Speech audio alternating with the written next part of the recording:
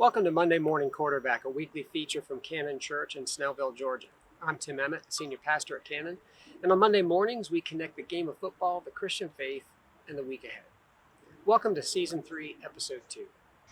In 2007, Rick Darlington was the head football coach at Apopka High, a large suburban school on the outskirts of Orlando, Florida. Apopka was a perennial power. In 2001, with Darlington as the head coach, they had won a state championship. But in 2007, Apopka and Darlington had a problem. No quarterback. They did not have the kind of strong, accurate passer that it takes to run today's high-powered passing game. What Darlington did have, what Apopka did have, was a lot of very good running backs. So that spring, when they started practicing for the fall, Darlington unveiled the offense that the Blue Darters would run that season. It was unlike anything these kids had ever seen. There was no quarterback. Instead, a running back would line up in shotgun behind the center. There'd be another running back to his side. When the ball was snapped, it would go to one of those two backs. They might run it, they might pass it, they might hand it off. They might fake a handoff and then give it to somebody else. They might fake a handoff and then pitch it to somebody else. The defense would never know for sure just where the ball was going to go. Some of you who know a bit about the history of football might know what I'm describing. It's the old single wing, one of the game's earliest offensive playbooks. It was an offense created by Pop Warner, one of the game's founding geniuses. It's the same offense that Jim Thorpe ran in 1911 and 1912 with Pop Warner at Carlisle Indian School. That year, in 2007, the Blue Darters and their new offense went 12-2. They scored 40-plus points a game and made it all the way to the semifinals of the state championship. Think for a moment about Rick Darlington when he was confronted with the lack of a quarterback. He could have let that team be defined by what they didn't have, instead of redefining them around what they did have. He could have said, well, we don't have a quarterback, so we're just not going to be great this year. We're not going to be competitive this year. We won't be in the hunt for a state championship this year.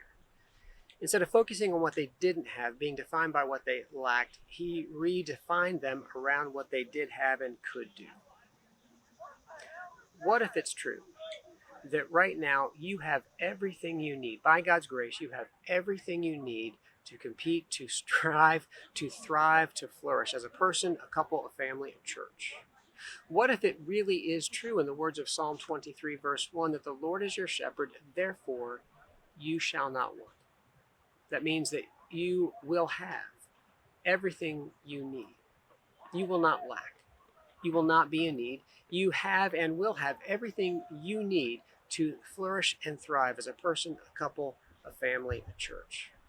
What if it's true, as Paul wrote in Ephesians chapter 1, verse 3, that God has blessed you in Christ with every spiritual blessing, every blessing in the Spirit, every blessing through the Spirit, that you have everything you need to walk in faith, hope, and love? What if it's true, as Peter writes in 2 Peter 3:1, that God's power has given you everything necessary for grace and holiness and good works? What if, in other words, you have everything you need? You're not defined by what you don't have, but by what you do have by God's grace. And you have everything you need to flourish and thrive as a person, a couple, a family, a church. What's the game plan for this week? I'd like to invite you to begin every day with the words of Psalm 23, those first words, the Lord is my shepherd, I shall not want. The Lord is my shepherd, I shall not be in need. I already have, I shall have everything I need. Maybe not everything I want, maybe not everything that somebody else tells me I need, but I have everything I need to flourish and thrive, to live a life of faith working through love, to grow in faith, hope, and love, to live a Christ-like life. I have everything I need to flourish and thrive as a person, a couple, a family, a church. That's the invitation. That's the game plan for this week. Start every day with those words of Psalm 23, verse 1. Let those words kind of roll around in your mind and in your heart and lead you into the truth so that you can be defined by what God has given you, not by what somebody else says you lack.